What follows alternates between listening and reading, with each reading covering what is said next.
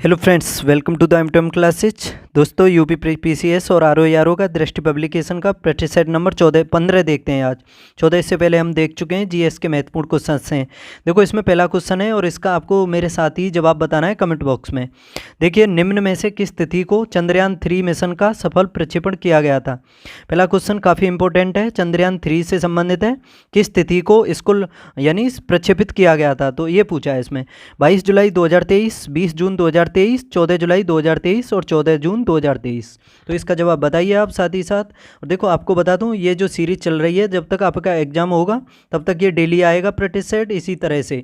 ठीक है, इसमें 50 क्वेश्चन आएंगे जीएस के, काफ़ी इंपॉर्टेंट होते हैं, आपके एग्जाम के मद्देनज़र ही होते हैं ये। ठीक है, तो आप सभी से कहूँगा अधिक से अधिक अपने दोस्तों के बीच भी क्लास को शेयर कीजिए। अगर आपको यूजफुल लगे, आपको इसको पढ़ने में मज़ा आए, आपको लगे कि एग्ज़ाम में इससे फ़ायदा होगा, तो चैनल को सब्सक्राइब भी कर लीजिए। ठीक है, तो इसका जवाब बताइए। तो देखो, इसका जवाब होगा चंद्रयान 3 जो मिशन है, इसको सफल प्रक्षेपित किया गया था 14 जुलाई 2023 को। और देखो, इसकी लॉन्चिंग की गई थी आंध्र प्रदेश के श्रीहरिकोटा में जो स्थित है सतीश धवन अंतरिक्ष केंद्र, उससे। ठीक है, और देखो, दक्षिणी ध्रुव पर सफलतापूर्वक लैंडिंग करने वाला भारत पहला देश बना है दक्षिणी ध्रुव पर। और चंद्रमा पर सॉफ्ट लैंडिंग करने वाला भारत कौन सा देश बना है, तो भारत बना है अमेरिका, चीन और सोवियत संघ के बाद चौथा देश। लेकिन दक्षिणी ध्रुव पर लैंडिंग करने वाला पहला देश बना है। और देखो, इसमें रॉकेट जो यूज किया गया था उसका नाम था LVM-3M4।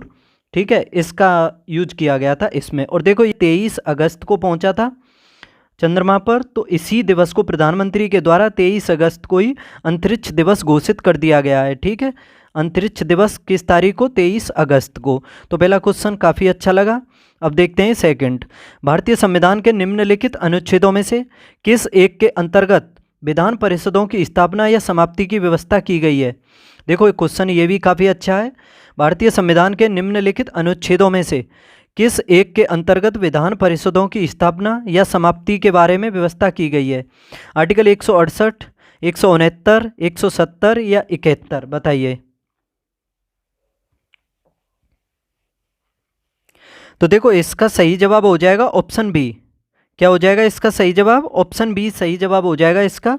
आर्टिकल 169 के तहत देखा जाए तो विधान परिषदों की स्थापना और उनकी समाप्ति के बारे में व्यवस्था की गई है। ठीक है, राज्यों में विधान परिषदों की स्थापना और समाप्ति के बारे में उल्लेख किया हुआ है आर्टिकल 169 में। अब देखो, आर्टिकल 168 के बारे में भी जानो। 168 में क्या प्रावधान किया हुआ है, इसमें प्रत्येक राज्य के लिए एक विधानमंडल का प्रावधान है। किसमें, आर्टिकल 168 में।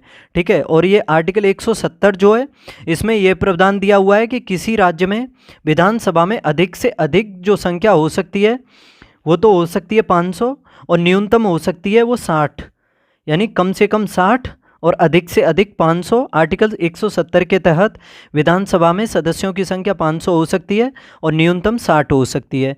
और देखो, आर्टिकल है 171। तो आर्टिकल 171 में यह दिया हुआ है कि विधान परिषद के सदस्यों की संख्या जो है उस राज्य का जो विधानसभा होती है उसके सदस्यों की कुल संख्या के 1/3 से अधिक नहीं हो सकती है। ठीक है, कुल विधानसभा के सदस्यों की 1/3 संख्या से अधिक नहीं हो सकती है आर्टिकल 171 के अनुसार विधान परिषद के सदस्यों की संख्या। ठीक है, तो काफ़ी ये भी कुछ क्वेश्चन समझ में आया हुआ। अब देखते हैं क्वेश्चन नंबर 3।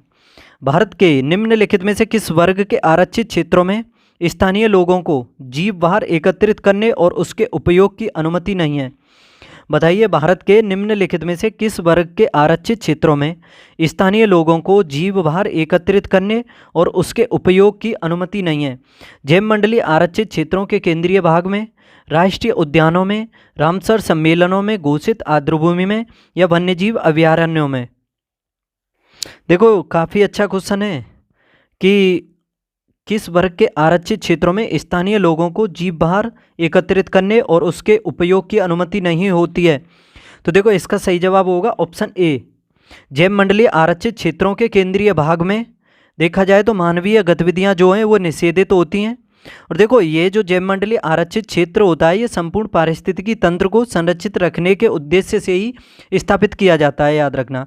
और इस क्षेत्र के केंद्रीय भाग यानी कोर जोन में किसी भी तरह की मानवीय गतिविधियां प्रतिबंधित होती हैं, याद रखना। इसमें महत्वपूर्ण पॉइंट है कि इसके केंद्रीय भाग यानी कोर जोन में किसी भी तरह की मानवीय गतिविधियां नहीं की जा सकती है। और भारत सरकार द्वारा कानून के माध्यम से राष्ट्रीय उद्यान क्षेत्र में भी कटाई चराई, जैसे ये जो होता है ना, ये इसके देखा जाए तो भारत सरकार द्वारा जो कानून बनाया जाता है उसके माध्यम से राष्ट्रीय उद्यान क्षेत्र में भी कटाई चराई, इसके अलावा आवास को नुकसान पहुंचाने वाली जो गतिविधियां होती हैं वो भी प्रतिबंधित होती हैं।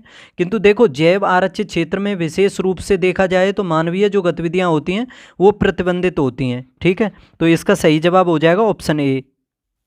अब देखते हैं नेक्स्ट क्वेश्चन नंबर 4। निम्नलिखित में से कौन सा या कौन से घटक भुगतान संतुलन में निहित होता है या होते हैं? दृश्य व्यापार, अदृश्य व्यापार, ऋण या सभी?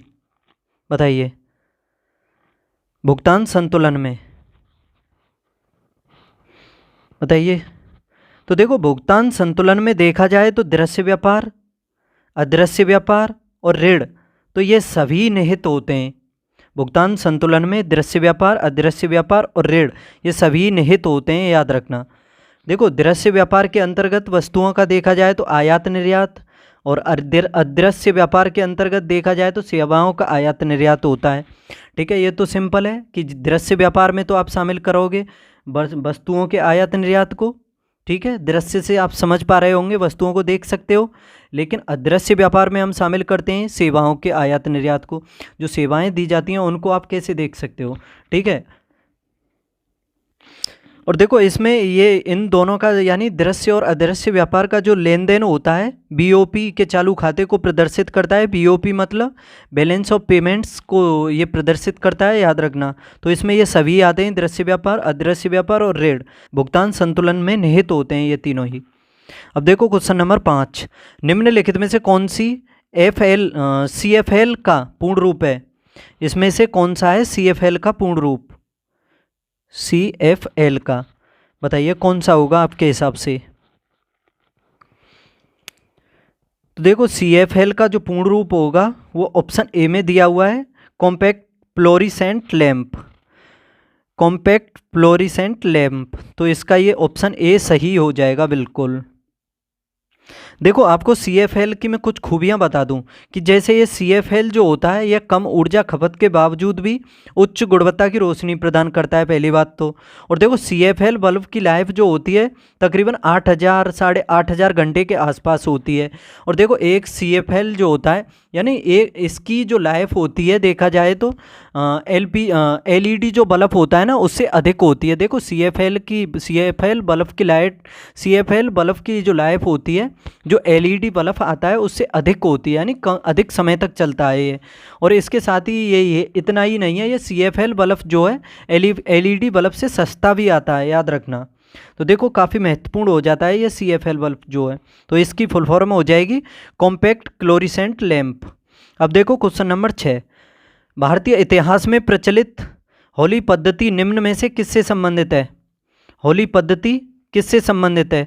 बंधुआ मजदूरी, किसानों के शोषण से, छुआछूत से या अशिक्षा से? बताइए। तो देखो इसका सही जवाब होगा ऑप्शन ए, ये बंधुआ मजदूरी से संबंधित है। किससे? बंधुआ मजदूरी से। ऑप्शन ए इसका सही हो जाएगा, बंधुआ मजदूरी से। देखो ये जो भारतीय इतिहास में देखा जाए इसके बारे में, ये जो होली पद्धति यानी ये जो संबंधित थी बंधुआ मजदूरी से, तो ये भारत का जो पश्चिमी क्षेत्र है स्पेशली सूरत का, तो उस क्षेत्र में ये काफ़ी प्रचलित थी, ठीक है। और इसी में भूदास जो थे अपने मालिकों को ही अपनी संपत्ति का और स्वयं का संरक्षक मानते थे, ऐसा कहा जाता है। और इसको समाप्त भी कर दिया गया था, तकरीबन 1984 में इसको समाप्त किया गया था सूरत में, ठीक है। इसको समाप्त कर दिया गया था। तो याद रखना होली पद्धति का संबंध है बंधुआ मजदूरी से। अब देखो क्वेश्चन नंबर 7। मौद्रिक नीति के रूप में कार्यशील बैंक दर वह दर है जिस पर मौद्रिक नीति के रूप में कार्यशील बैंक दर क्या है? वह दर है जिस पर एक बैंक पब्लिक को उधार देता है, RBI पब्लिक को उधार देता है, या RBI वाणिज्यिक बैंकों को उधार देता है, या भारत सरकार अन्य बैंकों को उधार देता है। बताइए क्या जवाब होगा इसका? मौद्रिक नीति के रूप में कार्यशील जो बैंक दर है वो क्या होता है? तो देखो आरबीआई वाणिज्यिक बैंकों को उधार देता है। इसके तहत आरबीआई जो है इसी दर पर आरबीआई वाणिज्यिक बैंकों को उधार देता है। काफ़ी महत्वपूर्ण क्वेश्चन है, ये याद रखना। और देखो इसके बारे में बताऊं आपको कि इस पर देखा जाए तो आरबीआई बैंक सदस्य बैंकों को स्वीकार्य प्रतिभूतियों पर ऋण देते हैं। ठीक है, ऋण देता है या देते हैं, कुछ भी समझ लो। और यह मुद्रा प्रवाह को संतुलित बनाए रखने का उपाय होता है। और यह जो ऋण होता है ये अल्पकालीन ऋण होता है, यानी कम समय के लिए। और इसके माध्यम से वाणिज्यिक बैंक अपनी पूंजी को भी बढ़ाते हैं। ठीक है, तो इसका सही जवाब हो जाएगा ऑप्शन सी। अब देखो क्वेश्चन नंबर 8, निर्धनता के दुष्चक्र की अवधारणा निम्न में से किससे संबंधित है? निर्धनता के दुष्चक्र की जो अवधारणा है वो किससे संबंधित है? Karl Marx, Nurkse, Adam Smith या कोई भी नहीं? बताइए। तो देखो इसका सही जवाब होगा नर्क्स, ऑप्शन बी में जो दिया हुआ है नर्क्स। तो देखो इसमें बताऊं, ये प्रसिद्ध अर्थशास्त्री हुए हैं, इनका पूरा नाम है रैगनर नर्क्स। इन्होंने निर्धनता का दुष्चक्र सिद्धांत दिया था। क्या दिया था? निर्धनता के लिए दुष्चक्र सिद्धांत नर्क्स के द्वारा दिया गया था, रैगनर नर्क्स के द्वारा। देखो इन्होंने इसमें बताया था कि अल्प विकसित देश गरीबी के दुष्चक्र में रहते हैं, जिसमें गरीबी और गरीबी को जन्म देती है तथा उसे बढ़ावा देती है। इस कारण ये देश सदैव गरीबी में फंसे रहते हैं। तो ये काफ़ी महत्वपूर्ण पॉइंट दिया था इन्होंने कि अल्प विकसित देश जो होते हैं गरीबी के दुष्चक्र में फंसे रहते हैं, जिसमें गरीबी और गरीबी को जन्म देती है तथा उसे बढ़ावा देती है। और इसी वजह से ये देश जो हैं सदैव गरीबी में फंसे रहते हैं। तो समझ सकते हो काफ़ी महत्वपूर्ण है ये इनका जो सिद्धांत है दुष्चक्र की, निर्धनता के दुष्चक्र की अवधारणा का सिद्धांत, रैगनर नर्क्स से, याद रखना। नेक्स्ट देखते हैं अब क्वेश्चन नंबर 9, वर्तमान में बढ़ती भौतिकवादी संस्कृति यानी युग में पैकेजिंग संवेष्टन की महत्ता बढ़ गई है, क्योंकि देखो वर्तमान में बढ़ती भौतिकवादी संस्कृति में पैकेजिंग की महत्ता बढ़ गई है। क्यों बढ़ गई है? क्योंकि यह उत्पादों को सुरक्षा प्रदान करते हैं, यह उत्पादों को आकर्षक बनाते हैं, यह उत्पादों की विश्वसनीयता बढ़ाते हैं, या सभी? बताइए क्या जवाब होगा इसका। तो समझ सकते हो, इसका देख पा रहे होंगे सभी पॉजिटिव, तो सभी का जवाब हो जाएगा इसमें ऑप्शन डी। यानी जो भौतिकवादी संस्कृति है उसमें जो पैकिंग की महत्ता बढ़ी है वो इसके बढ़ने के महत्वपूर्ण कारण है। जैसे कि यह उत्पादों को सुरक्षा प्रदान भी करते हैं, यह उत्पादों को आकर्षक भी बनाते हैं, और यह उत्पादों को विश्वसनीय भी बनाते हैं। तो समझ सकते हो ये तीनों ही हो जाएंगे, ऑप्शन डी इसका सही जवाब हो जाएगा। अब देखो क्वेश्चन नंबर 10, पारिस्थितिकीय निकाय के रूप में आर्द्रभूमि यानी बरसाती जमीन निम्नलिखित में से किस हेतु उपयोगी है? पारिस्थितिकी निकाय के रूप में आर्द्रभूमि यानी बरसाती जमीन निम्नलिखित में से किस हेतु उपयोगी है? पहला है इसमें पोषक पुनर्प्राप्ति एवं चक्रण हेतु, दूसरा है इसमें पौधों द्वारा अवशोषण के माध्यम से बाहरी धातुओं को अवमुक्त करने हेतु, तीसरा है इसमें तलछट रोककर नदियों का गादीकरण कम करने हेतु, या सभी? तो देखिए इस क्वेश्चन में काफ़ी महत्वपूर्ण क्वेश्चन है। पारिस्थितिकी निकाय के रूप में आर्द्रभूमि यानी बरसाती जमीन जो है निम्नलिखित में से देखा जाए तो पोषक पुनर्प्राप्ति एवं चक्रण के लिए, पौधों द्वारा अवशोषण के माध्यम से बाहरी धातुओं को अवमुक्त करने के लिए, तलछट रोककर नदियों का गादीकरण कम करने के लिए। तो समझ सकते हो सभी के लिए उपयोगी है। तो इसका सही जवाब हो जाएगा ऑप्शन डी। अब देखते हैं क्वेश्चन नंबर 11, उत्तर प्रदेश में निम्नलिखित में से सर्वाधिक अनुसूचित जनजातीय जनसंख्या वाला जनपद कौन सा है? उत्तर प्रदेश में निम्नलिखित में से सर्वाधिक अनुसूचित जनजाति जनसंख्या वाला जनपद कौन सा है? सोनभद्र, मिर्जापुर, खीरी या बिजनौर? देखो सबसे बड़ा जिला तो उत्तर प्रदेश का लखीमपुर खीरी है, दूसरा सोनभद्र है। बताइए। देखिए दोस्तों काफ़ी महत्वपूर्ण क्वेश्चंस होते हैं ये आप सभी के सामने।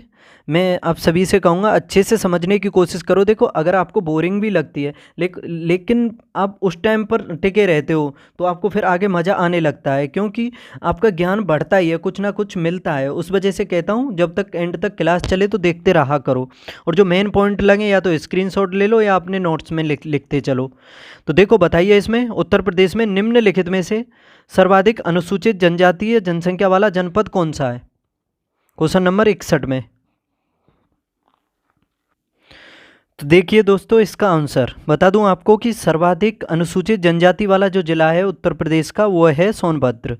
कौन सा है? सोनभद्र। और सबसे कम जो जनसंख्या पाई जाती है अनुसूचित जनजाति की वो पाई जाती है बागपत में।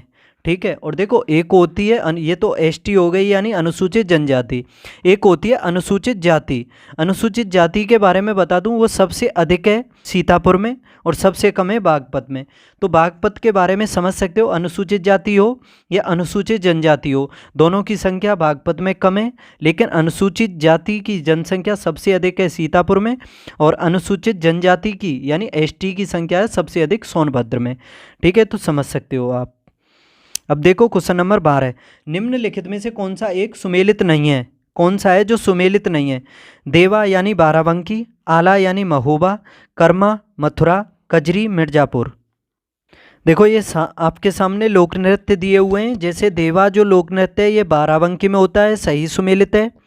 आला ये महोबा में होता है, यानी जो बुंदेलखंड का एरिया है महोबा में उस जगह पर होता है आला। और देखो ये कर्मा जो है ये कर्मा मथुरा में नहीं होता है, याद रखना। तो फिर मथुरा में नहीं होता है तो फिर कहाँ पर होता है? ये सोनभद्र में होता है।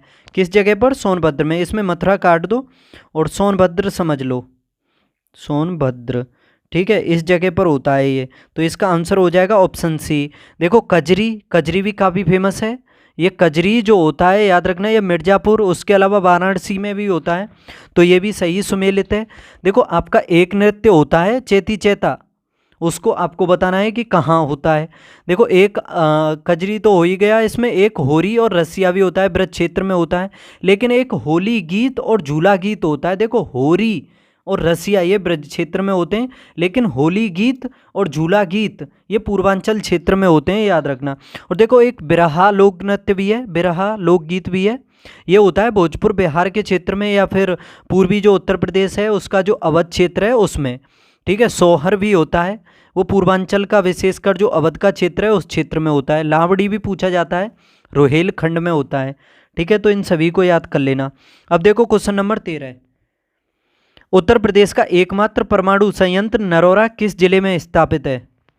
नरोरा जो है उत्तर प्रदेश का एकमात्र परमाणु संयंत्र है, ये किस जिले में है?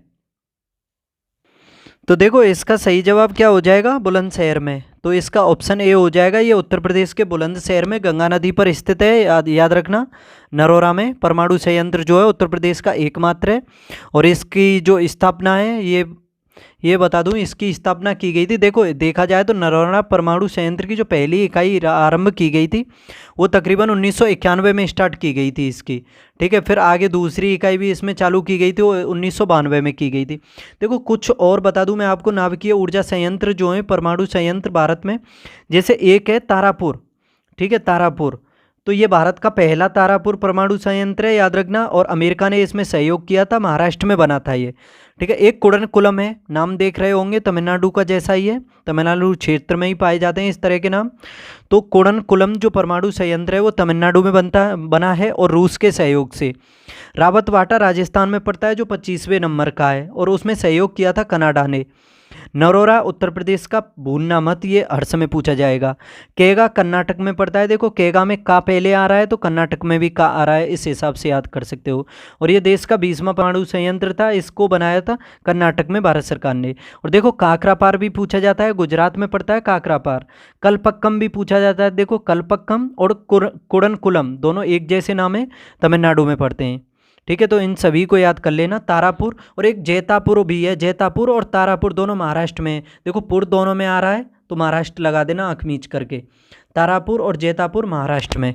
ठीक है, अब देखो क्वेश्चन नंबर 14, निम्न में से किसके द्वारा निर्वाचन आयुक्त को हटाया जा सकता है?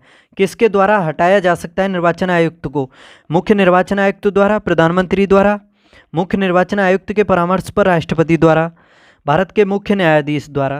देखो किसी को हटाना हो तो आपने अधिकतर केसों में देखा होगा या तो किसी पर महाभियोग चलेगा, महाभियोग नहीं चलेगा तो उसमें महत्वपूर्ण योगदान होगा राष्ट्रपति का। या तो स्वयं हटाएगा राष्ट्रपति या फिर किसी की सलाह पर या किसी के कहने पर, समझ सकते हो, या किसी की परामर्श पर। तो देखो बताइए कौन सा आंसर होगा इसका। तो देखो निर्वाचन आयुक्त को हटा सकता है राष्ट्रपति, और इसमें परामर्श किसका लेगा, वो मुख्य निर्वाचन आयुक्त का। यानी मुख्य निर्वाचन आयुक्त के परामर्श से निर्वाचन आयुक्त को राष्ट्रपति के द्वारा हटाया जाता है। तो इसका सही जवाब हो जाएगा ऑप्शन सी। देखो बात हुई है निर्वाचन आयोग की, तो बता दूं आपको कि जो भारत का निर्वाचन आयोग है, एक मुख्य निर्वाचन आयोग और दो अन्य निर्वाचन आयोगों से बनता है, ठीक है। और देखो आर्टिकल 325 है, एक सेकंड, आर्टिकल कहाँ पहुंच गया, देखो आर्टिकल है एक 325, कौन सा है, आर्टिकल है एक 325, उसमें दिया हुआ है कि मुख्य निर्वाचन आयुक्त, यानी आप ऐसे समझ सकते हो आर्टिकल 325 के अनुसार दिया हुआ है कि मुख्य निर्वाचन आयुक्त को उसी नीति से या उसी रीति से हटाया जा सकता है, और उन्हीं आधारों पर भी हटाया जा सकता है, याद रखना, जिस नीति से या जिन आधारों पर सर्वोच्च न्यायालय के न्यायाधीश को हटाया जाता है। देखो इस चीज़ में आप कंफ्यूज मत होना, मुख्य निर्वाचन आयुक्त को केवल मुख्य निर्वाचन आयुक्त को केवल उसी आधार पर हटाया जा सकता है जिस पर सर्वोच्च न्यायालय के न्यायाधीश को हटाया जाता है, लेकिन अन्य निर्वाचन आयुक्तों को मुख्य निर्वाचन आयुक्त की सलाह से राष्ट्रपति के द्वारा हटाया जा सकता है। अगर ऑप्शन में या क्वेश्चन में किसी में यह आ जाए कि अन्य निर्वाचन आयुक्तों को सर्वोच्च न्यायालय के न्यायाधीश के समान ही हटाया जा सकता है उनके पद से, तो वो गलत हो जाएगा, याद रखना। सर्वोच्च न्यायालय के न्यायाधीश के समान हटाया जाता है ओनली मुख्य निर्वाचन आयुक्त को, बाकी अन्य निर्वाचन आयुक्तों को हटाया जाता है मुख्य निर्वाचन आयुक्त की सिफारिश पर राष्ट्रपति के द्वारा। अब देखते हैं क्वेश्चन नंबर 15, निम्नलिखित में से कौन सा या कौन से कथन धन विधेयक के संबंध में सही नहीं है। धन विधेयक के संबंध में कौन से कथन सही नहीं है। देखो धन विधेयक को संसद के दोनों सदनों में पुनर्स्थापित किया जा सकता है, बताइए धन विधेयक क्या दोनों सदनों में पेश किया जा सकता है, ये पूछा है, इसमें कौन सा सही है, सही नहीं है। तो देखो पहला ही सही नहीं है, क्योंकि धन विधेयक तो ओनली लोकसभा में पेश किया जाता है, आर्टिकल 110 में इसके बारे में दिया हुआ है, ठीक है। और देखो अनुच्छेद 109 के अंतर्गत धन विधेयक की विशेष प्रक्रिया का उल्लेख है, ठीक है। तो देखो इसमें अनुच्छेद 109 में इसके अंतर्गत देखा जाए तो क्या दिया हुआ है इसमें कि अनुच्छेद 109 के अंतर्गत धन विधेयक की विशेष प्रक्रिया का उल्लेख है। तो देखो ये सही है, इसमें धन विधेयक भारत सरकार के द्वारा लिए गए धन उधारी से संबंधित होता है, तो देखो ये भी सही है इसमें। और चौथा है इसमें अध्यक्ष स्पीकर की स्वीकृति के बाद, अध्यक्ष यानी स्पीकर की स्वीकृति के बाद विधेयक के विवाद की स्थिति में न्यायालय में चुनौती दी जा सकती है, तो देखो ये भी ठीक है। याद रखना धन विधेयक संसद के ओनली लोकसभा में पेश किया जा सकता है, और धन विधेयक पर जो सर्वोच्च अधिकार होता है लोकसभा को ही होता है, इसमें राज्यसभा को कोई भी अधिकार नहीं होता है ना। अगर देखो धन विधेयक लोकसभा से पारित होने के बाद जब राज्यसभा में जाता है तो राज्यसभा उसमें ना तो कोई संशोधन कर सकती है, ना उसमें कोई मतलब अपनी तरफ से कोई राय दे सकती है, नहीं राय फाय तो कोई भी दे सकता है, लेकिन उसमें कोई संशोधन नहीं कर सकती है और ना उसे अस्वीकार कर सकती है, मात्र अपने पास उसको 14 दिन तक रोक सकती है। अगर 14 दिनों के अंदर उसे स्वीकृत करके लोकसभा के पास भेज दे तो अच्छी बात है, नहीं तो वो स्वतः ही पास हो जाता है, ठीक है। तो समझ सकते हो धन विधेयक पर जो संपूर्ण अधिकार होता है वो लोकसभा को ही होता है, ठीक है। और देखो एक होता है वित्त विधेयक, बता दूं आपको, एक धन विधेयक होता है और एक वित्त विधेयक होता है, दोनों को एक मत समझ लेना। 110 में जो विधेयक होते हैं आर्टिकल 110 में वो सभी धन विधेयक होते हैं, लेकिन इसके अलावा भी जो विधेयक होते हैं जैसे 117 में आर्टिकल में दिया हुआ है वो सभी वित्त विधेयक होते हैं। लेकिन एक चीज़ और याद रखना, सभी धन विधेयक तो वित्त विधेयक होते हैं लेकिन सभी वित्त विधेयक धन विधेयक नहीं होते हैं। यानी जो 110 के अलावा भी जो प्रावधान होते हैं वो सभी जो विधेयक होते हैं 110 के अलावा भी वो सभी वित्त विधेयक होते हैं, ठीक है। तो वित्त विधेयक बड़ा रूप हो गया, धन विधेयक छोटा हो गया, सभी धन विधेयक वित्त विधेयक के अंतर्गत ही आते हैं। अब देखो क्वेश्चन नंबर 16, उत्तर प्रदेश में दियासलाई उद्योग का प्रमुख केंद्र कहाँ अवस्थित है। दियासलाई उद्योग कहाँ है उत्तर प्रदेश में, बरेली, मुरादाबाद, सहारनपुर या मिर्जापुर। देखो उत्तर प्रदेश के बरेली में दियासलाई उद्योग का प्रमुख केंद्र है, याद रखना दियासलाई उद्योग का प्रमुख केंद्र कहाँ है, बरेली में। किसमें, बरेली में, याद रखना। अब देखो क्वेश्चन नंबर 17, इसमें आपको सूची फर्स्ट का सेकंड से मिलान करना है। एक साइड में हड़प्पाई स्थल है, एक साइड में उनकी स्थिति के बारे में देखना है। देखो मांडा जो हड़प्पाई स्थल है वो कहाँ पर है, मांडा पड़ता है या जम्मू कश्मीर में, तो ए का तो हो जाएगा 3। दैमाबाद कहाँ है, ये भी काफ़ी इंपॉर्टेंट है दैमाबाद। देखो मांडा के बारे में एक चीज़ याद रखना, ये सिंधु घाटी सभ्यता का सबसे उत्तरी स्थल है। कौन सा है उत्तरी स्थल? दैमाबाद पड़ता है हड़प्पा सभ्यता का, ये महाराष्ट्र में पड़ता है, फेमस स्थल है। दैमाबाद कहाँ है? महाराष्ट्र में। ये भी काफ़ी फेमस हो जाता है और ये सिंधु घाटी सभ्यता का सबसे दक्षिणी है। ठीक है, और देखो कालीबंगा, ये राजस्थान में है कालीबंगा। ठीक है, काली मिट्टी के साक्ष्य यहीं से मिले, काली मिट्टी से बने हुए बर्तनों के साथ। ठीक है, और ये गंगानगर जो जिला है उस क्षेत्र में पड़ता है राजस्थान में। जुते हुए खेतों के साक्ष्य भी यहीं से मिले। और देखो ये राखीगढ़ी हरियाणा में है, और ये देखा जाए तो सबसे बड़ा संग्रहालय है इस सिंधु घाटी सभ्यता का भारत में। ठीक है, बनावली से हरियाणा के बनावली से मिट्टी से बने हल्के खिलौने के साक्ष्य मिले हैं, ये भी महत्वपूर्ण हो जाता है, इसे भी याद कर लेना। ठीक है, देखो दैमाबाद इसका 4 हो जाएगा, कालीबंगा 1 हो जाएगा, और राखीगढ़ी 2 हो जाएगा। तो 3 4 1 2 इसका सही जवाब हो जाएगा। 3 4 1 2 तो कौन सा होगा? Option C. देखो बात हुई है यहाँ सिंधु घाटी सभ्यता के प्रमुख स्थलों के बारे में, तो 2-3 स्थल और बता देता हूँ, उन्हें भी जान लो। जैसे एक है चनुदड़ो, चनुदड़ो भी काफ़ी एग्जाम में पूछा जाता है। ये पाकिस्तान के सिंधु प्रांत में पड़ता है, और चनुदड़ो एकमात्र ऐसा स्थल है जो ग्रामीण है। क्यों है ग्रामीण? क्योंकि यहाँ से कोई एक भी दुर्ग नहीं मिला है, कोई भी दुर्ग नहीं मिला है चनुदड़ो से।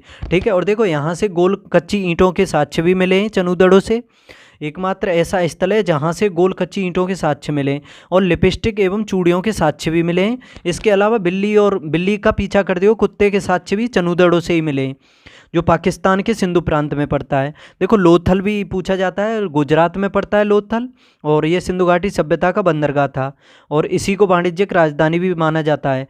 और फारस की मुद्राओं के साक्ष्य भी लोथल से मिले, चावल के दानों के साक्ष्य भी मिले, मम्मी का साक्ष्य भी मिला है लोथल से, याद रखना। और देखो एक मकान जिसका मुख्य द्वार सड़क की ओर है, ये भी साक्ष्य मिला था वहाँ से। ठीक है, और देखो इसमें कालीबंगा जो दिया हुआ है इसके बारे में 2-3 चीज़ और बता दूँ। ये राजस्थान का हनुमानगढ़ जिला है, वहाँ से मिला। काली मिट्टी से बनी हुई चूड़ियों के साक्ष्य मिले, हल्के साक्ष्य मिले, अग्नि एवं हवन कुंड के भी साक्ष्य यहीं से मिले, और तो और अलंकृत जो ईंटें थीं उनके साक्ष्य भी कालीबंगा से मिले। ठीक है, तो समझ सकते हो काफ़ी फेमस स्थल है ये। अब देखते हैं क्वेश्चन नंबर 18। मध्यकालीन इतिहास में बटाई शब्द का अर्थ क्या था? मध्यकालीन इतिहास में बटाई शब्द का अर्थ क्या था? धार्मिक कर, लगान निर्धारण का तरीका, धन कर या संपत्ति कर? अच्छा क्वेश्चन है, बताइए। तो देखो इसका सही जवाब होगा मध्यकालीन इतिहास में बटाई शब्द का जो अर्थ था वो लगान निर्धारण का तरीका था। ऑप्शन बी इसका सही जवाब हो जाएगा। देखो काफ़ी अच्छा क्वेश्चन है ये। जो बटाई शब्द था ये लगान निर्धारण का तरीका था। ठीक है, और इसे भाओली भी कहा जाता था, भाओली। देखो इस प्रणाली के अंतर्गत बताऊं मैं आपको कि ये जो बटाई प्रणाली होती थी इसमें फसल का किसान और राज्य के बीच एक निश्चित अनुपात में बंटवारा किया जाता था।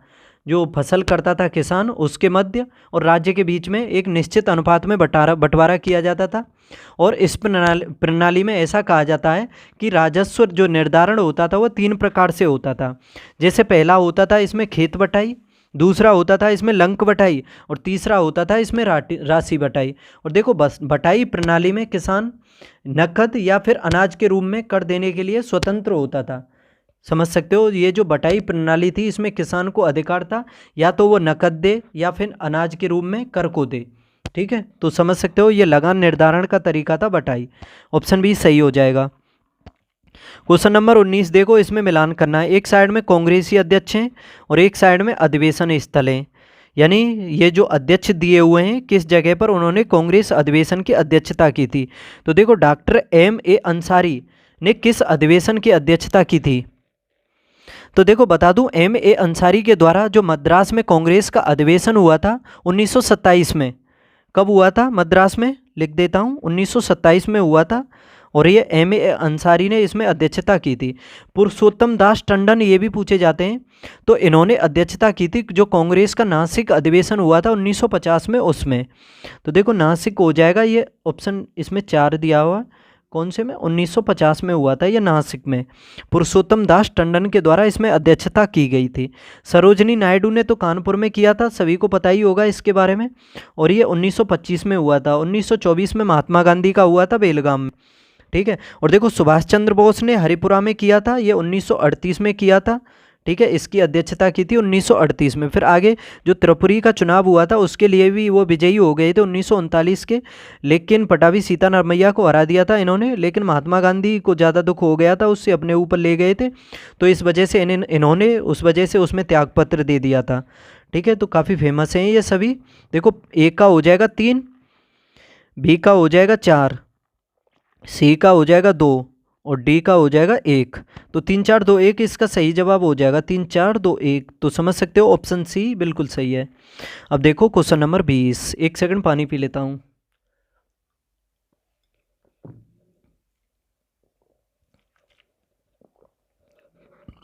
अब आप चैनल को सब्सक्राइब भी कर लो और शेयर भी कर दो।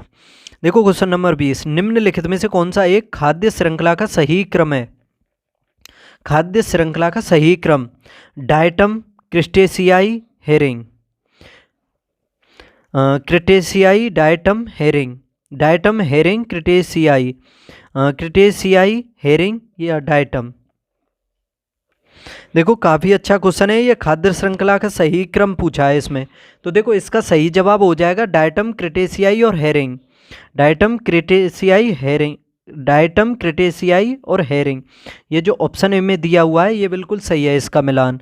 तो देखो इसमें बताऊं, डायटमों के बारे में समझो। डायटम जो होते हैं फाइटोप्लैंक्टन का प्रमुख प्रकार है और यह आहार श्रृंखला में उत्पादक की भूमिका निभाते हैं जो डायटम होते हैं। और देखो क्रिटेशियाई होते हैं ये अर्थोपोडा जो होते हैं, अर्थोपोडा जो संघ का एक बृहद समूह होता है उसमें से एक होते हैं ये। ठीक है, ये क्रिटेशियाई जो होते हैं अर्थोपोडा संघ का एक बृहद समूह होता है। और उसमें देख सकते हो आप, जैसे केकड़े होते हैं, क्रिल, केकड़े वगैरह, क्रिल वगैरह, ये सभी इसी में शामिल होते हैं। और देखो ये हेरिंग, ये भी काफ़ी फेमस हैं। ये जूप्लैंक्टन होते हैं। क्या होते हैं? ये जूप्लैंक्टन होते हैं और जिनको हेरिंग मछली भोजन के रूप में ग्रहण करती हैं। तो इसका सही जवाब हो जाएगा ऑप्शन ए। अब देखो इसमें मिलान करना है सूची फर्स्ट का सेकंड से। ज्वालामुखी है एक साइड में और एक साइड में द्वीप और देश। देखो मोनालोआ हवाई, मोनालोआ, देखो मेरे जुबान से ही आंसर निकल गया, क्योंकि जब मैंने ये जैसे रिवाइज करता हूँ तो डायरेक्ट आंसर निकल जाता है उसमें। ठीक है, तो मोनालोआ जो ज्वालामुखी है ये हवाई द्वीप पर है और संयुक्त राज्य अमेरिका के हवाई द्वीप पर स्थित है। ठीक है, तो इसका मिलान हो जाएगा 1 का 4। दूसरा है इसमें क्राकाटोआ ज्वालामुखी, काफ़ी फेमस है। और देखो मोनालोआ हवाई के बारे में बता दूं, ये जो मोनालोआ ज्वालामुखी है सक्रिय ज्वालामुखी है। सक्रिय, शांत और प्रसुप्त, ये 3 प्रकार के ज्वालामुखी होते हैं। सक्रिय तो होते हैं जो निरंतर चलते रहते हैं। प्रसुप्त वो होते हैं जैसे एक बार विस्फोट हो जाता है काफ़ी समय तक वो शांत रहती है लेकिन आगे उसको फूटने की संभावना बनी रहती है। और शांत वो होते हैं जो एक बार विस्फोट हो जाता है उसमें तो फिर आगे कभी नहीं होते हैं। देखो क्राकाटोआ ज्वालामुखी, ये भी काफ़ी फेमस है, ये इंडोनेशिया में अवस्थित है। कहाँ है? इंडोनेशिया में। तो बी का हो जाएगा 3 कर देते हैं। और देखो ओजम डेल सालाडो,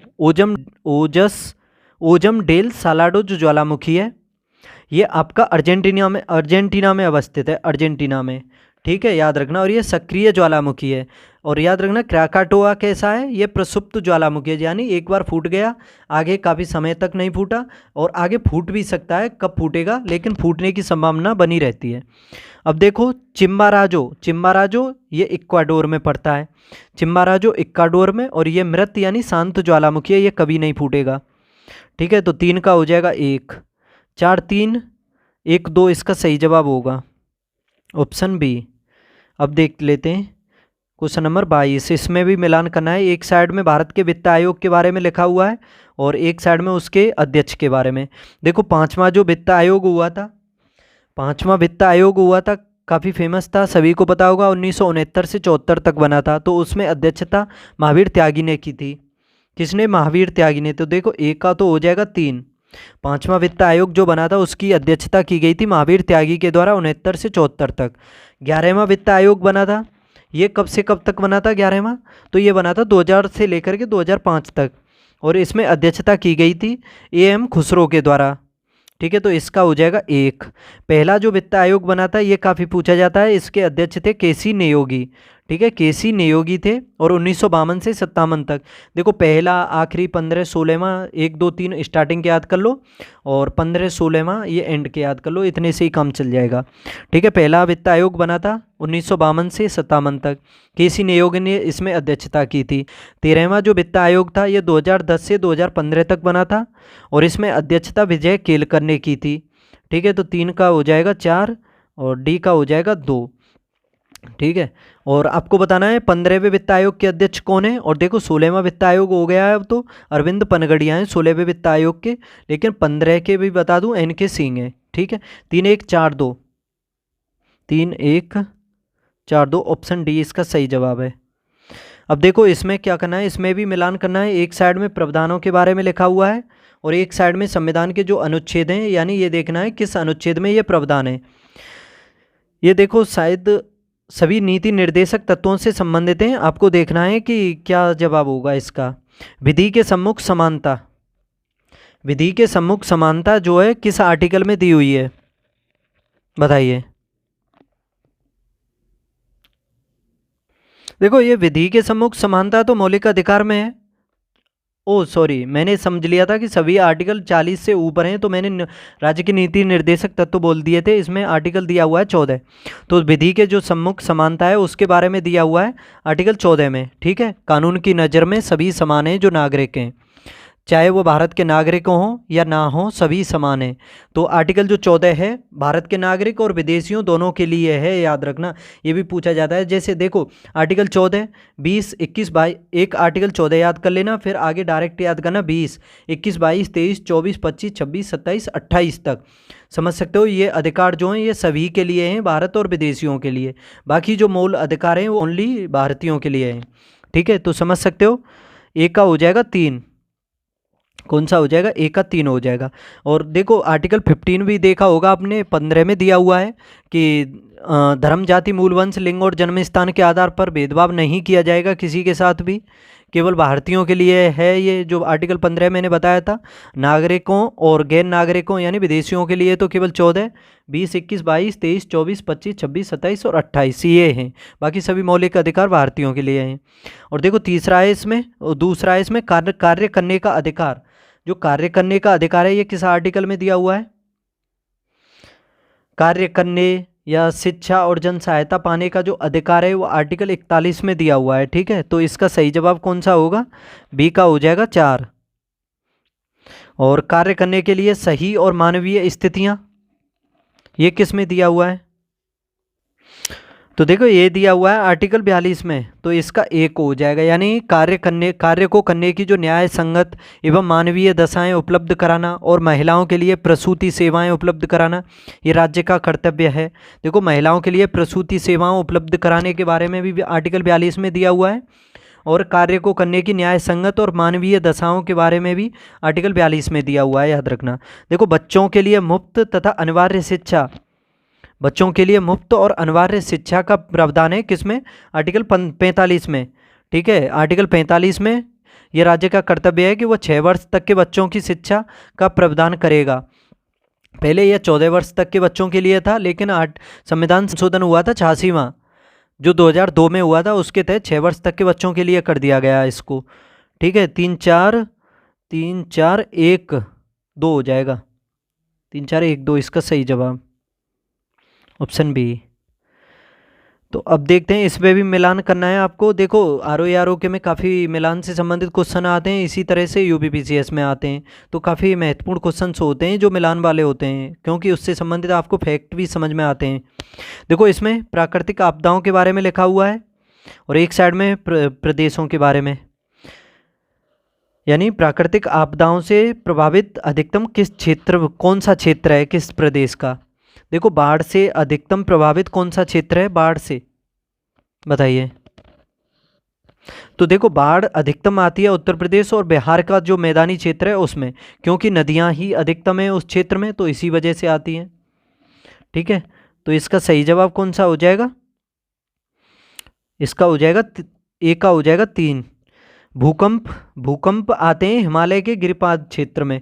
ठीक है, जो एक पहाड़ी क्षेत्र है, उस क्षेत्र में हिमालय में अधिकतम भूकंप आते हैं। और जो देखो भारत का जो प्रायद्वीपीय क्षेत्र है ना, दक्षिण भारत का, वो भूकंप से प्रभावित नहीं है, याद रखना। उस क्षेत्र में आपने भूकंप देखे भी नहीं होंगे, ठीक है। तो काफ़ी सुरक्षित क्षेत्र माना जाता है प्रायद्वीपीय क्षेत्र का। तो देखो भूकंप किस में आते हैं, हिमालय क्षेत्र में, तो इसका हो जाएगा 1। सूखा, सूखे से प्रभावित क्षेत्र, देखो सूखा प्रभावित क्षेत्र में हम जो मध्य का जो क्षेत्र है, मध्य पूर्वी भारत है, उसको शामिल करते हैं इसमें, तो इसका 4 हो जाएगा। और चक्रवात, चक्रवात ये बचा ऑप्शन 1, झारखंड तथा उत्तर उड़ीसा में आते हैं चक्रवात। झारखंड और उड़ीसा का जो क्षेत्र है, प्रतिवर्ष चक्रवातों से ये क्षेत्र प्रभावित रहता है, तो ये सही हो जाएगा। अब देख लो इसका मिलान। देखो बंगाल की खाड़ी से अधिकतम जो चक्रवात हैं वो आते रहते हैं, तूफान चक्रवात वगैरह। तो उड़ीसा बंगाल की खाड़ी से लगा हुआ है, तो उड़ीसा से चलते हुए झारखंड तक पहुंच जाते हैं, तो समझ सकते हो। तो इसका सही जवाब हो जाएगा 3 1 4 2। 3 1 4 2 करना है आपको इसमें, 3 1 4 2, तो इसका ऑप्शन बी सही है। अब देखते हैं क्वेश्चन नंबर 25। देखो एक साइड में घाटी है और एक साइड में राज्य है, यानी घाटियों के बारे में देखना है किस राज्य में, और जो सुमेलित है वो छांटना है इसमें। मरखा घाटी किस राज्य में पड़ती है, मरखा काफ़ी फेमस है, बताइए। मरखा घाटी, देखो मरखा घाटी पड़ती है लद्दाख में। कहाँ पर, लद्दाख में, और इसमें दिया हुआ है नागालैंड, तो इसे आप गलत कर दो, लद्दाख, ठीक है। मरखा घाटी लद्दाख में। जफू घाटी कहाँ पड़ती है, इसमें हिमाचल प्रदेश दिया हुआ है। तो जब ये जो जफू घाटी है ना, ये भारत के पूर्वोत्तर राज्य नागालैंड में पड़ती है। किस राज्य में, नागालैंड में, ठीक है। तो इसे भी आप गलत कर दो, इसमें हिमाचल प्रदेश दिया हुआ है, नागालैंड कर दो। सांगला घाटी ये भी पूछी जा सकती है, सांगला घाटी कहाँ पर है फिर, देखो सांगला घाटी पड़ती है हिमाचल प्रदेश के क्षेत्र में, ठीक है। हिमाचल प्रदेश में पड़ती है ये सांगला घाटी जो है, तो इसका ये भी गलत हो गया, HP कर दो, इतना ही समझ लो। और जो ये ऑप्शन डी में दिया हुआ है युयांग घाटी, ये सिक्किम में स्थित है, ये बिल्कुल सही सुमेलित है इसमें। किसमें, सिक्किम में। और देखो सिक्किम की राजधानी है गंगटोक, और गंगटोक से ये 100 किलोमीटर की दूरी पर स्थित है। 100 नहीं, 150 किलोमीटर की दूरी पर, ठीक है। 150 के करीब है ये दूरी जो है, तो सही जवाब हो जाएगा इसका ऑप्शन डी, यही सही है। अब देखो क्वेश्चन नंबर 26। एक साइड में राष्ट्रीय उद्यानों के बारे में और एक साइड में राज्य। देखो राष्ट्रीय उद्यान किस राज्य में अवस्थित है, जो सुमेलित है वो छांटना है। बांधवगढ़, बांधवगढ़ जो राष्ट्रीय उद्यान है किस जगह पर पड़ता है, काफ़ी फेमस है, और ये पड़ता है मध्य प्रदेश में। बांधवगढ़ कहाँ पड़ता है, MP में, इसमें दिया हुआ है HP, तो इसे कर दो MP। कान्हा, पन्ना, पेंच ये सभी MP में पड़ते हैं। और देखो बांदीपुर कर्नाटक में है, ये बिल्कुल सही सुमेलित है। अब देखो इसमें ये रोहला जो रोहला जो राष्ट्रीय उद्यान है, ये हिमाचल प्रदेश में है, ना कि MP में, ठीक है। कहाँ पर है, हिमाचल प्रदेश में। इसके अलावा पिन घाटी भी है यहाँ पर, पिन घाटी। और देखो गिर जो राष्ट्रीय उद्यान है, ये पड़ता है गुजरात में, ना कि उत्तर प्रदेश में। कहाँ पर है, गुजरात में। उत्तर प्रदेश में कौन सा है फिर, उत्तर प्रदेश में तो एकमात्र है दुधवा। देखो आपको जम्मू कश्मीर का दाचिंगम है वो भी पूछा जाता है, और वो एकमात्र ऐसा क्षेत्र है जहाँ पर कश्मीरी जो स्टैंग है, हंगुल कहते हैं जिसे, वो पाया जाता है। सलीम अली भी है वहाँ पर कश्मीर में। किश्तवाड़ भी है, और हेमिस भी है वहाँ पर। जो देखो हेमिस है भारत का सबसे बड़ा राष्ट्रीय उद्यान है, याद रखना। देखो उत्तराखंड में गंगोत्री भी है, जिम कॉर्बेट है, सबसे पहला है भारत का। हेली राष्ट्रीय उद्यान नाम था उसका पहला, लेकिन अब उसका नाम चेंज कर दिया है, रामगंगा राष्ट्रीय उद्यान कर दिया है, क्योंकि रामगंगा नदी वहाँ से निकलती है, ठीक है। तो इन सभी को याद कर लेना, पूछे जाते हैं। देखो असम के भी काफ़ी पूछे जाते हैं, तो असम के तो आप निश्चित ही याद कर लेना। असम में 6-7 राष्ट्रीय उद्यान हैं, तो उन सभी को याद कर लेना। जैसे कि 7 हैं वहाँ पर, जैसे एक है डिब्रू साई खोबा, राजीव गांधी यानी ओरांग भी है वहाँ पर। एक नामेरी है देहिंग पटकई, जो सबसे नवीनतम है असम के में। काजीरंगा भी पूछा जाता है, एक सिंह वाले गेंडे के लिए है। मानस है, रायमोना भी है, तो इन सभी को याद कर लेना। तो देखो इसमें सही सुमेलित है बांदीपुर कर्नाटक का। क्वेश्चन नंबर 27 देख लो। निम्नलिखित युग्मों में से कौन सा सही सुमेलित नहीं है। टिटेनस, यानी देखो एक साइड में रोग लिखे हुए हैं और एक साइड में वैक्सीन या फिर टीका, कुछ भी कह सकते हो, वो लिखे हुए हैं। देखो टिटेनस के इलाज के लिए किस वैक्सीन या टीके का प्रयोग किया जाता है टिटेनस के लिए, बताइए। तो देखो टिटेनस के लिए प्रयोग किया जाता है डीपीटी। डीपीटी वैक्सीन का प्रयोग किया जाता है टिटेनस के लिए, या फिर टीका कह सकते हो।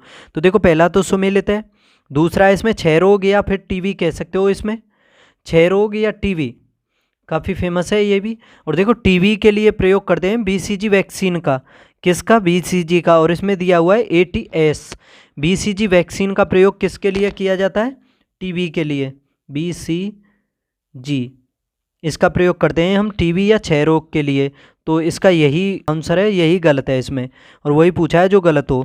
मलेरिया के इलाज के लिए हम किसका प्रयोग करते हैं, तो क्लोरोक्वीन, ये जो वैक्सीन है इसका प्रयोग करते हैं मलेरिया, जो प्रोटोजोआ से होता है, मलेरिया जो होता है प्लाज्मोडियम प्रोटोजोआ से होता है, सभी को इतना पता होगा। मच्छर द्वारा फैलता है ये, और इसके उपचार के लिए हम क्लोरोक्वीन जो वैक्सीन है उसका प्रयोग करते हैं, ठीक है। और चौथा है इसमें इसके लिए विटामिन सी का प्रयोग करते हैं। तो आंसर है इसका ऑप्शन सी, ऑप्शन बी। अब देखो क्वेश्चन नंबर 28, जननी सुरक्षा योजना कार्यक्रम के उद्देश्यों से संबंधी दिए गए कथनों पर विचार कीजिए। बताइए दोस्तों, जननी सुरक्षा जो योजना कार्यक्रम है उसके उद्देश्यों से संबंधित जो कथन दिए गए हैं उसके बारे में विचार करना है। देखो संस्थागत प्रसव को बढ़ावा एवं संस्थागत सुविधा प्रदान करना इसका प्रमुख उद्देश्य है क्या। प्रसूति की लागत वहन करने हेतु माँ को आर्थिक सहायता उपलब्ध कराना। अब ये बताओ इन दोनों में से कौन सा सही है जननी सुरक्षा योजना कार्यक्रम के उद्देश्यों में से। देखो जननी सुरक्षा योजना के बारे में बताऊं, इसकी स्टार्टिंग की गई थी राष्ट्रीय ग्रामीण स्वास्थ्य मिशन के अंतर्गत 2005 में। कब की गई थी, 2005 में पूछी जा सकती है। जननी सुरक्षा योजना कब शुरू की गई, 5 में। और यह गर्भवती महिलाओं के लिए सुरक्षित प्रसव को बढ़ावा देता है। इसका जो उद्देश्य है गरीबी गर्भवती महिलाओं को प्रसव की संस्थागत सुविधा प्रदान करना। तो देखो ये पहला बिल्कुल सही है। दूसरा है प्रसूति की लागत वहन करने हेतु माँ को आर्थिक सहायता उपलब्ध कराना। तो ये दोनों ही इसके कथन जो हैं ये जननी सुरक्षा योजना से दोनों ही संबंधित हैं। तो इसका आंसर हो जाएगा ऑप्शन सी, दोनों सही हैं। क्वेश्चन नंबर 29, निम्नलिखित कथनों पर विचार कीजिए। संत निम्बार्क अकबर के समकालीन थे क्या। अकबर के समकालीन थे क्या संत निम्बार्क। देखो अकबर का टाइम पीरियड रहा था, सभी को पता होगा, 1556 से लेकर के 1605 तक। लेकिन ये जो संत निम्बार्क हुए थे ये 13वीं शताब्दी में हुए थे, और इनका जन्म हुआ था मद्रास के निकट निम्बापुर में हुआ था। कहाँ पर, मद्रास के निकट हुआ था, एक निम्बापुर नाम है उस जगह पर। तो देखो ये इनके समकालीन तो कैसे भी नहीं है, तो ये पहला तो इसमें गलत ही हो जाएगा। और ये रामानुज जो हुए थे उसके समकालीन थे, ठीक है।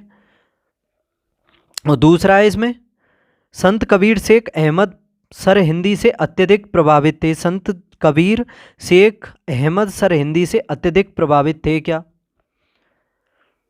तो देखो संत कबीर सिकंदर लोधी के समकालीन थे, इतना आप याद रखना। संत जो कबीर हुए थे 1440 से लेकर के 1510 तक हुए थे, यानी 1440 में संत कबीर का जन्म हुआ था और मृत्यु हुई थी इनकी 1510 में, ठीक है, याद रखना, बता रहा हूँ आपको।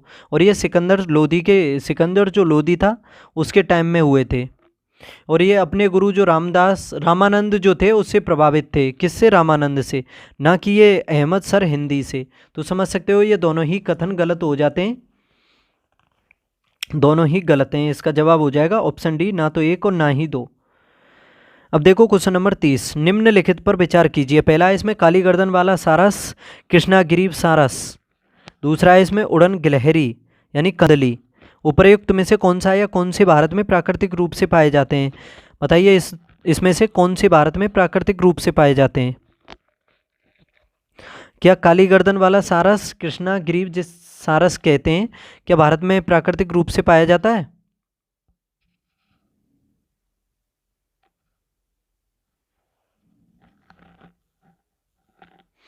तो देखो इसके बारे में बताऊं, काली गर्दन वाला सारस यानी कृष्णागिरी भी, और ये उड़न गिलहरी यानी कंदली भी, ये भारत में प्राकृतिक रूप से ही पाए जाते हैं। जैसे आपने देखा होगा हिम तेंदुआ भी भारत में प्राकृतिक रूप से पाया जाता है, लेकिन चीता विलुप्त हो चुका है और चीता को 1952 में विलुप्त घोषित किया जा चुका है, याद रखना। चीता विलुप्त हो चुका है, लेकिन हिम तेंदुआ, उड़न गिलहरी, काली गर्दन वाला जो सारस है, ये सभी भारत में प्राकृतिक रूप से पाए जाते हैं। ठीक है, और काली गिलहरी जो है, ये उड़न गिलहरी जो है, उड़न गिलहरी कह सकते हो। ठीक है, ये सीता माता वन्यजीव अभयारण्य है राजस्थान में, उसमें पाई जाती है। और काली गर्दन वाला सारस जम्मू कश्मीर राज्य में पाया जाता है। हिम तेंदुआ भी जम्मू कश्मीर में पाया जाता है, और हेमिस राष्ट्रीय उद्यान में पाया जाता है हिम तेंदुआ। ठीक है, तो ये दोनों ही सही हैं, इसके ऑप्शन बी हो जाएगा इसका सही जवाब। अब देख लो क्वेश्चन नंबर 31, निम्नलिखित कथनों पर विचार कीजिए। फुफ्फुस धूलिमयता यानी न्यूमाकोनियोसिस से ये श्रमिक रोगग्रस्त होते हैं जो मुख्यतः चर्म शोधनशालाओं में कार्य करते हैं। फुफ्फुस धूलिमयता से कौन से श्रमिक रोगग्रस्त होते हैं जो मुख्यतः चर्म शोधनशालाओं में कार्य करते हैं, वो होते हैं। क्या ये सही है पहला? तो देखो ये पहला भी गलत है इसमें। दूसरा देखो, निंद्रा रोग ट्रिपेनोसोमा नामक फफूंद द्वारा होता है। देखो ये जो निंद्रा रोग है, ये ट्रिपेनोसोमा वायरस फफूंद के द्वारा नहीं होता है, ये होता है प्रोटोजोआ से, और इसकी जो वाहक होती है मक्खी होती है एक सीसी मक्खी। ठीक है, तो ये दूसरा भी गलत है। और देखो ये फुफ्फुस धूलिमयता जो रोग है, ये देखा जाए तो जो कोयला की जो खदानें होती हैं ना, खनन करने में जो कार्यरत श्रमिक होते हैं उनको होता है ये रोग। ठीक है, और इसमें देखा जाए तो श्रमिकों के फेफड़े प्रभावित होते हैं और सांस लेने में उन्हें परेशानियां होती हैं। तो ये दोनों ही गलत हो जाएंगे, इसका सही जवाब हो जाएगा ऑप्शन डी। अब देखो क्वेश्चन नंबर 32, संथाल विद्रोह के शांत हो जाने के बाद औपनिवेशिक साधन द्वारा कौन सा या कौन से उपाय किए गए? जब संथाल विद्रोह शांत हो गया था तो उसके बाद औपनिवेशिक शासन द्वारा कौन कौन से उपाय किए गए थे, यानी अंग्रेजों के द्वारा, ये समझ लो। संथाल परगना नामक राज्य क्षेत्रों का सृजन, किस संथाल का गैर संथाली को भूमि अंतरण करना गैर कानूनी हो गया? देखो संथाल विद्रोह के बारे में बताऊं, ये स्टार्ट हुआ था, ये जो संथाल विद्रोह हुआ था ये 1855 में हुआ था, और प्रमुख व्यक्ति थे जिन्होंने इसमें नेतृत्व किया था, जैसे एक था सिद्धू और एक था कानू, तो ये दो व्यक्ति इससे संबंधित थे संथाल विद्रोह से। 1855 और 56 में हुआ था ये। देखो दाम एक कोह के नाम से ज्ञात था एक जगह, जो भागलपुर से राजमहल तक का जो क्षेत्र था, उसी क्षेत्र में संथाल बाहुल्य क्षेत्र था, यानी उसी क्षेत्र में संथाल जनजातियाँ पाई जाती थी और उसी क्षेत्र में हुआ था, तो ये काफ़ी फेमस था। तो देखो संथाल परगना नामक राज्य क्षेत्र का सृजन किया गया संथाल विद्रोह समाप्त होने के बाद, तो ये पहला सही है। और किसी संथाली का गैर संथाली को भूमि अंतरण करना गैर कानूनी हो गया, तो ये भी ठीक है इसका। तो देखो ये दोनों ही सही हैं इसमें, ऑप्शन सी। अब देख लो क्वेश्चन नंबर 33, सामान्यतः पृथ्वी की सतह से ऊंचाई बढ़ने के साथ तापमान में कमी होती है, क्यों होती है? तो देखो महत्वपूर्ण पॉइंट है, इतना तो पता ही होगा आप सभी को कि ऊंचाई बढ़ने पर तापमान में कमी होती है, और 1 किलोमीटर अगर आप ऊंचाई पर चले जाओगे तो तकरीबन 6.5 डिग्री सेंटीग्रेड टेम्परेचर की कमी हो जाती है। तकरीबन 165 डिग्री सेल्सियस 100 मीटर ऊंचाई पर जाने में टेम्परेचर कम हो जाता है। नहीं, मैं उल्टा बोल गया हूँ, 165 मीटर ऊपर जाने में 165 मीटर ऊपर जाने में 1 डिग्री सेंटीग्रेड टेम्परेचर की कमी हो जाती है, 1 डिग्री की। और अगर आप 1 किलोमीटर चले जाओगे ऊपर तो 6.5 की कमी हो जाएगी। ठीक है, 6.5 डिग्री की। ठीक है, तो देखो इसमें कि सामान्यतः पृथ्वी की सतह से ऊंचाई बढ़ने के साथ तापमान में कमी होती है, क्योंकि क्या वायुमंडल पृथ्वी की सतह से ऊपर की ओर गर्म होता है? बताइए। तो देखो ये बिल्कुल सही है पहला, क्योंकि गर्म वायु ऊपर उठती है, यानी समझ सकते हो कि पृथ्वी और सौर विकिरण के माध्यम से ही ये जो पृथ्वी का जो ऊपरी वायुमंडल जो है पृथ्वी की सतह से ऊपर की ओर गर्म होता है, तो ये पहला तो इसमें सही है। ठीक है, दूसरा देखो इसमें ऊपरी वायुमंडल में आर्द्रता अधिक होती है। क्या ऊपरी वायुमंडल में आर्द्रता अधिक होती है? देखो आर्द्रता अधिक होगी तो वायु भारी होगी, आर्द्रता अधिक होगी यानी उसमें जल अधिक होगा, और जब जल अधिक होगा आर्द्रता अधिक होगी, कोई भारी चीज़ होती है तो वो झुकेगी तो नीचे को आएगी, तो ऊपर तो कैसे भी नहीं जाएगी, क्योंकि ऊपरी वायुमंडल में आर्द्रता की कमी पाई जाती है, याद रखना। तो ये दूसरा तो गलत हो जाएगा ना, ऊपरी वायुमंडल में आर्द्रता कम होती है जबकि निचले वायुमंडल में अधिक होती है। क्यों होती है? देखो, ऊपरी वायुमंडल में जो हवा होती है ना, वो घनी ना होकर के विरल होती है, और जो निचला वायुमंडल होता है उसमें घनी होती है। ठीक है, तो इसमें देखो कौन सा सही है, इसमें केवल एक सही है, ऑप्शन ए। बजट 2024-25 के अनुसार प्रधानमंत्री जनधन खातों के माध्यम से अब तक कितने मूल्य का प्रत्यक्ष लाभ अंतरण सरकार द्वारा किया गया है? बताइए दोस्तों, काफ़ी महत्वपूर्ण क्वेश्चन है। देखो, जवाब भी तो देना है आपको। बजट 2024 के अनुसार प्रधानमंत्री जनधन खातों के माध्यम से अब तक कितने मूल्य का प्रत्यक्ष लाभ अंतरण सरकार द्वारा किया गया है? बताइए, जनधन खातों के माध्यम से बजट 2024-25 के अकॉर्डिंग बताना है आपको। 32 लाख, 34 लाख, 36 लाख या 38 लाख?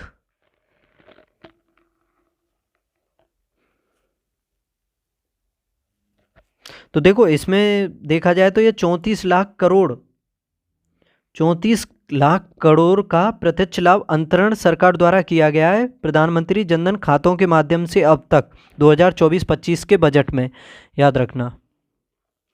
आगे देखें अब, भारत सरकार द्वारा वर्तमान में पीएम स्वनिधि योजना के अंतर्गत देश के कितने स्ट्रीट वेंडरों को सहायता प्रदान की जा रही है? भारत सरकार द्वारा वर्तमान में पीएम स्वनिधि योजना के अंतर्गत देश के कितने स्ट्रीट वेंडरों को सहायता प्रदान की जा रही है?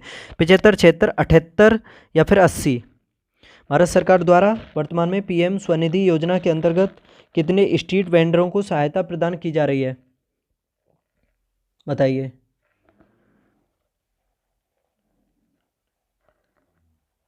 तो देखो, इसमें सही जवाब हो जाएगा 78 लाख। कितने? 78 लाख स्ट्रीट वेंडरों को इसमें ऋण सहायता प्रदान की जा रही है, और इनमें से भी देखना तकरीबन 2.5 लाख के करीब स्ट्रीट वेंडरों ने तीसरी बार इसमें ऋण प्राप्त किया है, याद रखना।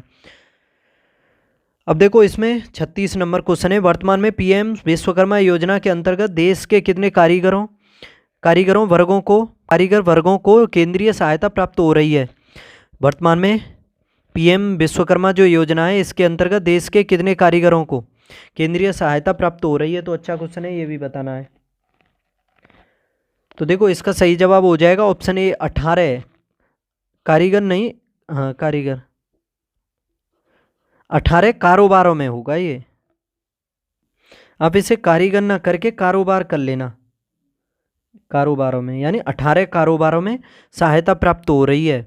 ठीक है, कारीगरों और शिल्पकारों को केंद्र के द्वारा। आगे देखते हैं अब, वर्तमान में पीएम किसान सम्मान योजना के तहत देश के कुल कितने किसानों को प्रत्यक्ष वित्तीय सहायता प्रदान की जा रही है? वर्तमान में पीएम किसान सम्मान योजना के तहत देश के कुल कितने किसानों को प्रत्यक्ष वित्तीय सहायता प्रदान की जा रही है? पीएम किसान सम्मान योजना के तहत 10.8 करोड़, 11.8 करोड़, 12.8 करोड़ या 14.8 करोड़? बताइए। तो देखो, इसका सही जवाब हो जाएगा ऑप्शन बी 11.8 करोड़, यानी पीएम सम्मान जो योजना है, किसान सम्मान योजना, इसके तहत देश के कुल 11.8 करोड़ किसानों को प्रत्यक्ष वित्तीय सहायता प्रदान की जा रही है। और देखो, इसमें उल्लेखनीय बात यह है कि जनवरी-फरवरी 2019 में ये आरंभ योजना है, यानी कब आरंभ की गई थी पीएम किसान सम्मान योजना? जनवरी-फरवरी 2019 में पूछा जा सकता है। और इसके अंतर्गत जो योग्य किसान होते हैं, उन्हें साल में 3 किस्तों के माध्यम से 6,000 रुपये दिए जाते हैं, यानी 2-2 हज़ार की इसमें 3 किस्त दी जाती हैं, और कुल 6,000 रुपये दिए जाते हैं साल में पीएम किसान सम्मान योजना के तहत। अब देखो क्वेश्चन नंबर 38, संयुक्त राष्ट्र पर्यावरण कार्यक्रम यानी यूएनईपी का मुख्यालय निम्न में से कहाँ स्थित है? काफ़ी अच्छा क्वेश्चन है। जिनेवा, नैरोबी, वाशिंगटन या बर्लिन में यूएनईपी का मुख्यालय? तो देखो, केन्या की राजधानी है नैरोबी, तो इसी में स्थित है ये यूएनईपी, यानी संयुक्त राष्ट्र पर्यावरण का मुख्यालय। कहाँ है? यूएनईपी में। यूएनईपी का मुख्यालय नैरोबी, केन्या में। और इसकी स्थापना भी बता दूं, इसकी स्थापना की गई थी 1972 में। कब की गई थी? 1972 में, पूछा जा सकता है ये।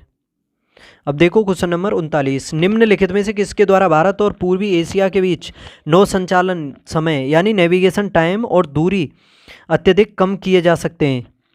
किसके द्वारा भारत और पूर्वी एशिया के बीच नौ संचालन यानी नेविगेशन टाइम और दूरी अत्यधिक कम किए जा सकते हैं? मलेशिया और इंडोनेशिया के बीच मलक्का जलडमरू मध्य को अधिक गहरा बना करके, गहरा बना दोगे किसी चीज़ को तो क्या दूरी कम हो जाएगी। थाईलैंड की खाड़ी और अंडमान सागर के बीच का भूसंधि जलडमरू मध्य के पार नई नहर खोल करके। तो देखो पहला तो इसमें बिल्कुल गलत है, बिल्कुल बेहुदा है, इस क्वेश्चन से कोई मेल नहीं खाता है, क्योंकि अगर आप किसी जगह को समुद्र पानी के क्षेत्र को नीचा करोगे तो उससे तो दूरी और टाइम की तो कोई बचत नहीं होगी। हाँ इतना हो सकता है कि अगर आप उसको गहरा कर दोगे, उस क्षेत्र में अगर छोटे जहाज़ चलते हों, जब वो गहरा हो जाएगा तो उस क्षेत्र से बड़े जहाज़ भी निकल सकते हैं, ठीक है, लेकिन टाइम और दूरी पर कोई असर नहीं पड़ेगा। लेकिन इसमें दूसरा है थाईलैंड की खाड़ी और अंडमान सागर के बीच का भूसंधि जलडमरू मध्य के पार नई नहर खोल करके। देखो नहरों के द्वारा काफ़ी जलमार्गों को जोड़ा जाता है, सभी को पता ही होगा, जैसे पनामा नहर है, सुएज नहर है, उनसे काफ़ी दूरियां कम हुई हैं, समय की बचत भी हुई है, ठीक है। तो ये दूसरा सही हो जाएगा, बिल्कुल ऑप्शन बी सही है इसका। तो केवल 2। अब देखो क्वेश्चन नंबर 40, केंद्रीय सूचना आयोग यानी CIC के बारे में कथनों पर विचार कीजिए। CIC केंद्रीय सूचना आयोग के बारे में विचार करना है। केंद्रीय सूचना आयोग की स्थापना 12 अक्टूबर 2005 को की गई थी क्या। तो देखो इसमें पहला सही है, केंद्रीय सूचना आयोग की स्थापना 12 अक्टूबर 2005 को ही की गई थी। इसकी स्थापना सूचना का अधिकार अधिनियम 2005 के तहत की गई थी। तो देखो ये भी ठीक है, सूचना का अधिकार अधिनियम है 2005 का, ये भी पॉइंट है, याद कर लेना, और इसी के तहत की गई थी केंद्रीय सूचना आयोग की स्थापना। तो ये दोनों ही कथन बिल्कुल सही हो जाते हैं। आंसर होगा इसका ऑप्शन सी, 1 और 2 दोनों। भारत के राष्ट्रपति के बारे में निम्नलिखित कथनों पर विचार करें। Question number 41। तो देखो पहला है, इसमें राष्ट्रपति को विशिष्ट जानकारी पाने के लिए मंत्रिपरिषद को संबोधित करने का और संदेश भेजने का अधिकार है, बताइए। तो देखो बिल्कुल सही है, ये भी राष्ट्रपति को विशिष्ट जानकारी पाने के लिए मंत्रिपरिषद को संबोधित करने का और संदेश भेजने का बिल्कुल अधिकार है। दूसरा है, राष्ट्रपति विधान विषयक प्रस्तावनाओं से संबंधित जानकारी मांग सकता है। तो देखो ये भी ठीक है, जानकारी तो सभी तरह की मांग सकता है राष्ट्रपति। तो ये दोनों ही सही हैं, ऑप्शन सी सही हो जाएगा इसका।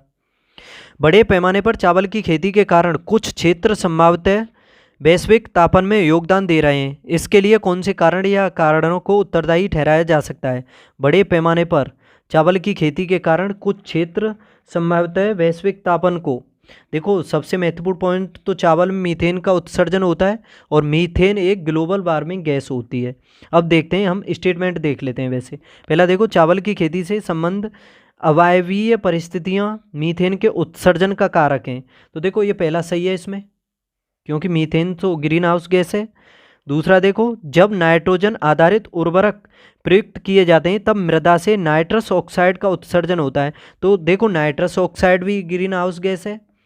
तो समझ सकते हो ये दोनों ही वैश्विक तापन के लिए जिम्मेदार हैं। तो ये दोनों ही कथन बिल्कुल सही हैं। निम्नलिखित कथनों पर विचार कीजिए। ग्रेट विक्टोरिया मरुस्थल ऑस्ट्रेलिया में स्थित है, बिल्कुल सही है।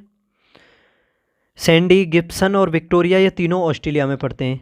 लेक विनिपेग कनाडा में स्थित है। क्या लेक जो विनिपेग है, जो मंडी है, क्या वो कनाडा में स्थित है। लेक विनिपेग यानी ये तो लेक है, लेकिन एक विनिपेग मंडी भी लगती है अनाज की कनाडा में, याद रखना, ठीक है। और देखो ग्रेट बियर भी कनाडा में ही स्थित है और सबसे बड़ी है कनाडा की झील। और सुपीरियर झील, सुपीरियर जो झील है कनाडा और संयुक्त राज्य अमेरिका की सीमा पर है। जो 5 झीलें हैं उन सभी को याद कर लेना क्रम से, पश्चिम से पूरब।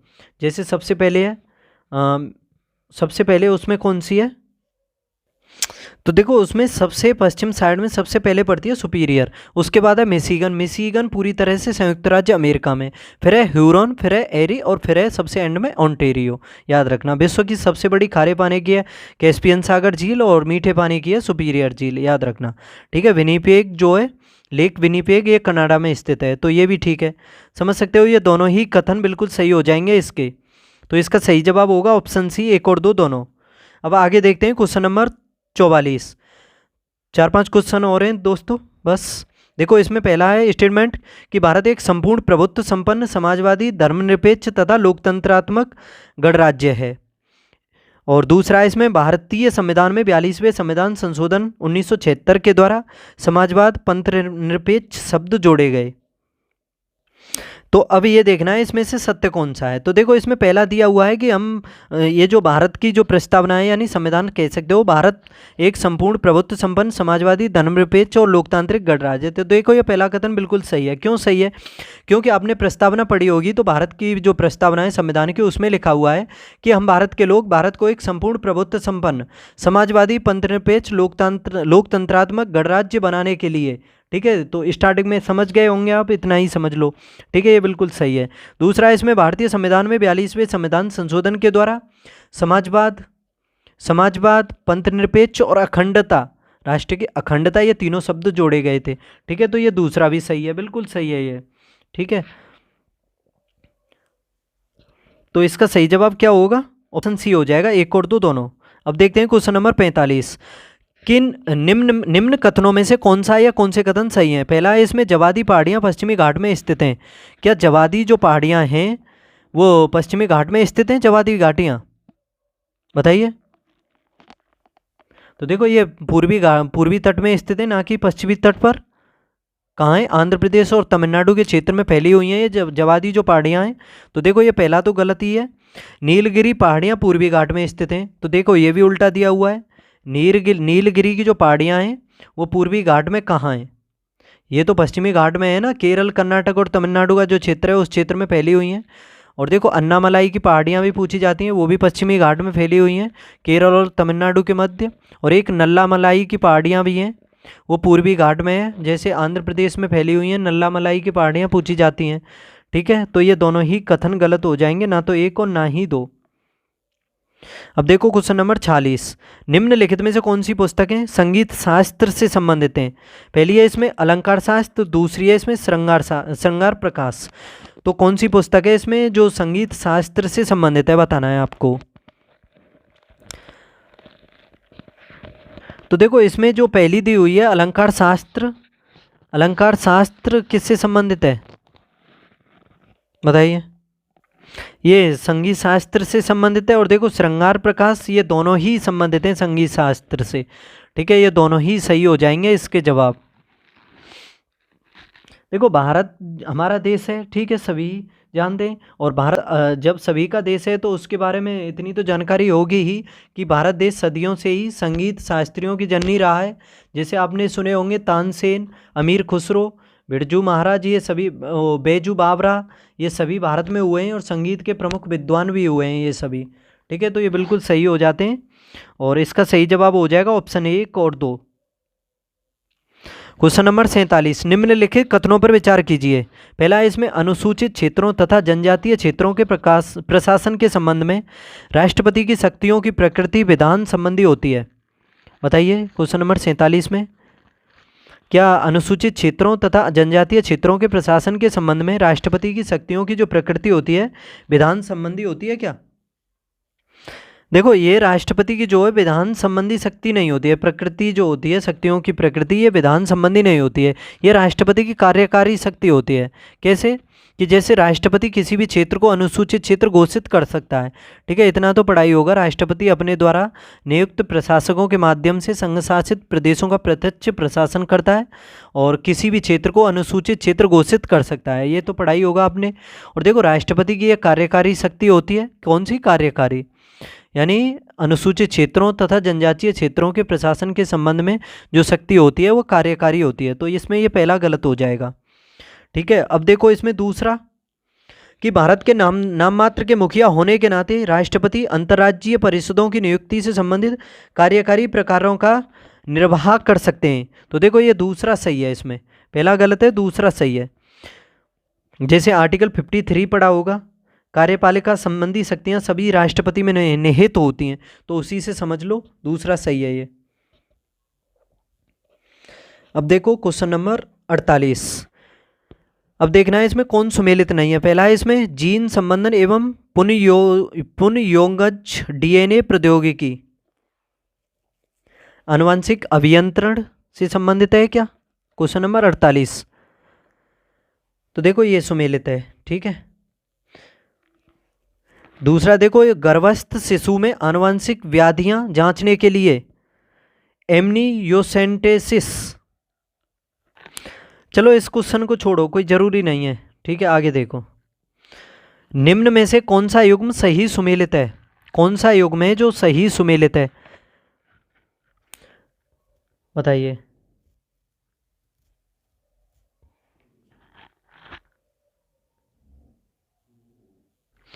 क्या ये पारा जो है आपके सामने क्या चालक है? देखो, चालक किसे कह सकते हो? चालक हम उन पदार्थों को कह सकते हैं, चालक उन पदार्थों को कह सकते हैं जो विद्युत धारा का प्रवाह जो करते हैं सुगमता से करने देते हैं। यानी उन पदार्थों में वह पदार्थ जिसमें विद्युत धारा का प्रवाह सुगमता से होता है, यानी विद्युत धारा का प्रवाह होता है, वो चालक कहलाते हैं। जैसे कॉपर होता है आपका, सिल्वर होता है आपका, पारा भी उसी में शामिल होता है। ठीक है, तो समझ सकते हो, ये पहला तो इसमें सुमेलित है।